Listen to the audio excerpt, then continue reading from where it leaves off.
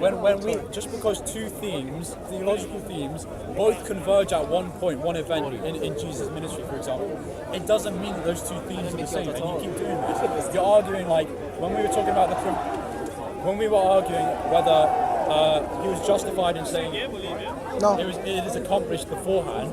That is one argument. You're giving a separate argument about the validity. Okay, what is the point about John 17:4 you want to make? Right. Go on. Well, the speculation I wanted to give, because I got nothing else, right? Yeah. I wanted to argue that you could say it is accomplished, and you said it's not fair. You can't say until the sacrifice is complete. But when you have, say, in the Old Testament, for example, when you have the testimony of people speaking because God has commanded something, even though it's not already been actualized, they speak in a way as if it already has been actualized because it is so certain to happen. Right? You say, for example, imagine the Queen commands something and you say it's done, despite the fact it's not already been done, right? You're saying it is so certain to happen that it is equivalently accomplished. In the same way, could it not be in John 17:4? That when he says it is accomplished, he's saying it is so certain to happen, the events are so readily set in place, nothing else can stand in the way of it. You know what I would have said in that instance? I would have said almost accomplished. If something has not passed, then you can't call it accomplished. For example, listen to this. Listen to this. You know about prophecies? Yeah. Are prophecies certain to happen if it's from God? Yeah. Okay. Can you say the prophecies have all happened? What do you mean? Can you say, because the prophecies are certainly going to happen? I can say linguistically, it's accepted in English language for me to say, it's done, it's all done. So you say all, so wait. Would you actually believe, would you actually say such a thing that all the prophecies are now accomplished? I wouldn't listen, can I explain myself? I wouldn't say that. Why not? Because of the fact that it can lead to all this confusion, right? But it is valid to say that. It is not completely invalid. So now that you know it will lead to confusion, yes, you wouldn't say it. Who's more clever, you or Jesus? Jesus. Right. So when God says in the New Testament, is it the New or the Old? I think in the New Testament, God is not the author of confusion. Yeah. Do you think he would actually allow confusion? There's no confusion in the Bible. I didn't ask you, I'm asking him. Stick to your lane. I'm saying, how would God allow confusion when he clearly says God is not the author of confusion? Would he allow confusion? Yeah, but you're misinterpreting author. No, I'm not. Author of confusion means he deliberately spins in and twists things, right? That's different. No, that's what confusion means. Confusion means when you have something, when you say something that is ambiguous or open to interpretation about certain main things. For example, if you were to believe in the Trinity, God would say, believe in one God. To me, that causes confusion. Well, there's a reason in the entire Old and New Testament, there's no mention of the Trinity. I don't think ambiguity is the same as author of confusion. Author of confusion seems deliberate instigation of the confusion. No, if it's something ambiguous, it's a source of confusion. That's different. It could be. It's not different, it's the same. It could lead to confusion, but it's not deliberately instigated by God for the sake of confusion. Those are two separate. But confusion doesn't need to be deliberate. Yeah, that means that's what Confusion doesn't need to be deliberate. Confusion can be accidental. Confusion can be because of your incomplete instructions. Confusion can be because of ambiguous statements and commands.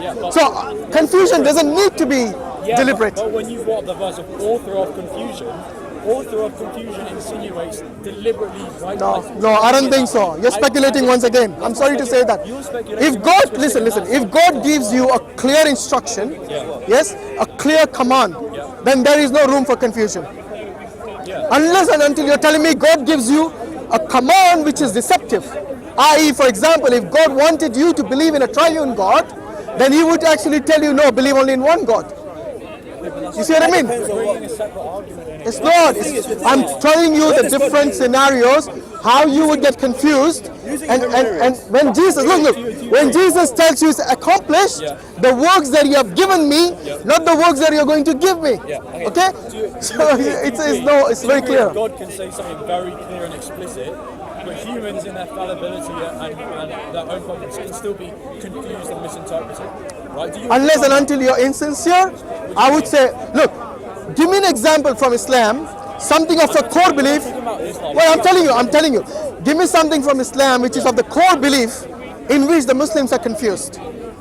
The Aqidah, core Aqidah. For example, belief in the oneness of God. Believing in Muhammad sallallahu alaihi wasallam as a messenger of God. To us, this is the first pillar of Islam. Yes? No, you can't. The first pillar of Islam, yes, I don't want to start trying. I want me to bring one example. What barking? Allah, His Spirit came down as a perfect man. Okay, so what I'm saying is that if this is the core belief, the first command of Islam, yes, the first pillar of Islam, then there is no confusion whether you're Shia, whether you're Sunni. This is something very clear. Whether even the ones who claim to be other denominations, even they are very clear about this. Now, what you're talking about, there are certain things which are ambiguous. I totally agree with that. But when it comes to the core belief, then God is very clear about this. Okay, and what's your point? My point is here. When Jesus said in John 17:4 that I have accomplished what my Father, what God has given me of His works, then it is very clear that at that point He actually meant that His mission is accomplished. No. I disagree. No, it's but I not. think, wait, can I just say? Prove me otherwise. I admitted to you multiple times, I don't know about this, I'm speculating. Did I not say that? Right? Yes, you did. Right. So, I humbly think you've quote-unquote beaten me in this argument. I'll accept that. No, it's not about beating, it's understanding each other, that's all. It's not about beating. But I appreciate your humility. I accept the fact you know more about it. I'll go away, research it, and that's it. That's all I can say. But Fair enough. but what I want to say is that I remember you saying the same thing about Melchizedek I don't once. Have you done your homework? Let him speak. Let him speak. Melchizedek, do you remember? You said, I don't know much about it, I'm going to go and research the it. high priest Melchizedek. This was like a few months ago, actually. I researched it and then I forgot it, honestly. You forgot it again? Oh my God. I'm trying to juggle too much. But anyway, what I can Anyway, say no is, problem. I think that you have evidentially substantiated your argument, but I don't think you always demonstrated that it's logically necessitated certain times for A to mean B, for example. And that was where I had You're talking about logic now? Yeah, Okay, logically when this makes sense, I'll tell you why. Because God in the Old Testament, He says the Son is not accountable for the sin of the Father, and the Father is not accountable for the sin of the Son. And he even goes further to say that the wickedness of the wicked, yes, if they ask for God's forgiveness, if they repent to God, yes, I'm paraphrasing here, with sincerity, then their wickedness will be forgotten as if it did not happen. It is like the slate has been wiped clean. You see what I mean? So God in the Old Testament has been telling you, and you know, in that entire passage, there's no mention of any sacrifices. Just speak now. There's one point. Okay? So what it tells us, what this tells us is that in the Old Testament and in the New Testament, there is a clear evidence that God is able to forgive sins. Muhammad. And if do you mind? It's very rude to interrupt when I'm talking to something. I'm not talking to you. I'm talking. That is the reason I don't talk to you, because you don't have respect. So When anyway, it comes to Let me say this one thing, and then you bring it, you can make it. anyway, what I'm telling you is this: if I'm rubbish, why standing here for half an hour? just talk. You like to listen to rubbish? Nonsense these guys bring up on it. Anyway, so what I'm saying is this: if the Old Testament and the New Testament, both the entire Bible tells us that God is able to forgive sins, and you know this is the point that the Christians normally bring up as well, that Jesus is God because He was able to forgive sins. If that was the case, then why the need to shed blood of a human being or even animals? Why can't God just forgive? You see what I mean? So it actually agrees. That is the reason. That is the reason I think that Jesus meant when He said his I should talk to the people who knows. Are you saying it is a no? Are you saying it is a Address that no? point. No, you can't. You see? Yes? Stand in your lane. No, if you Stand in your know, lane. you can ask, is there any Christian who can address this point? I will ask whom I want. Right now I'm asking to him. It is very rude of you and the other guy to interrupt so many times. Cannot come in. Okay, so now, No. no, you can't. No, you can't. I'm talking to the gentleman. I respect him more than you for a reason. Because he actually answers the question and he doesn't bring up, and he's humble enough to tell me when he doesn't know something. So that's the reason I would rather speak to him than guys like you and the other guy. So anyway, so what I'm saying is this, that this forgiveness is something, this is the ability and the attribute of God, that He has the ability to forgive. And I don't think spilling the blood of either human sacrifice or animal sacrifice is a requirement for your forgiveness. And this is the concept in Islam. We believe that God is able to forgive you without the shedding of blood of any innocent being, be it an animal or a human. you going to say? I disagree for a variety of reasons. But You disagree about what? About- Human sacrifice or animal sacrifice? But that's a massive bit. You don't think that's a human sacrifice in your case? No. I think the whole thing about God's justice demands it and so on. But again, that's like a massive debate. Why do you disagree? Tell me. Honestly, I actually have to go like pretty soon. But Okay, I go don't on. get into it. But I happily will debate it at some point. But I've already been given enough Fair enough. to Fair enough. research for now. I'll Fair look up enough. the whole You got your homework. John 17 stuff to look into. But yeah. All right. That's fair. All right. Thanks a lot. What's your name again? Luca. Luca. Very nice meeting you again. Okay, All right. I'll listen in for a bit and then I'll head out to church. Yeah, sure. Okay. You wanted to make a point? Go on now. I want to make a point. Because Yeah. when Which you point are you going to make?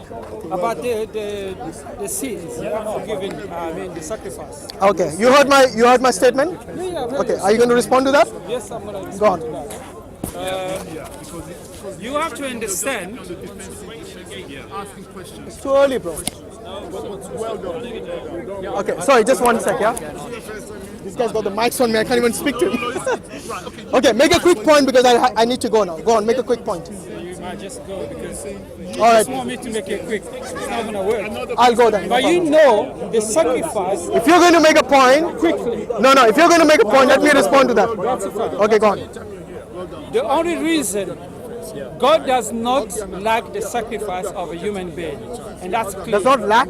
He doesn't like. He doesn't like. He doesn't like. He Okay. doesn't accept Okay. human sacrifices. Except Jesus. But God, from the beginning, Yeah. you see, you have to look what was the cause of this sacrifice of his son. It goes back right to the beginning of the transgression of the law of God, of Adam and Eve. Because as far as we know, humanity became mortal because of the transgression of the law of God from Adam and Eve. Man became mortal. What is the evidence for that? He was immortal. It is in Genesis. Show it to me. Okay. Where does it say God created them immortal? Where does it say that? Man was intended to be eternal. Where does it say that? Because when Show me in the Bible. Because right now you're speculating. You got time to stay, or you wanna dash out? No. I have time for you to bring up the evidence. How long will it take? Give me. It's in Genesis. He's saying that man was created eternal and immortal from the very beginning. Has any Christian got evidence for that? Listen.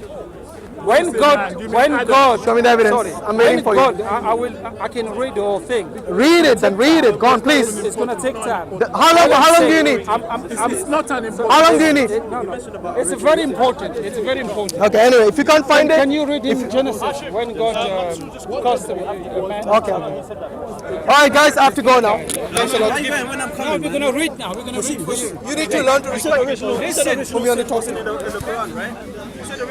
We don't believe human sacrifice.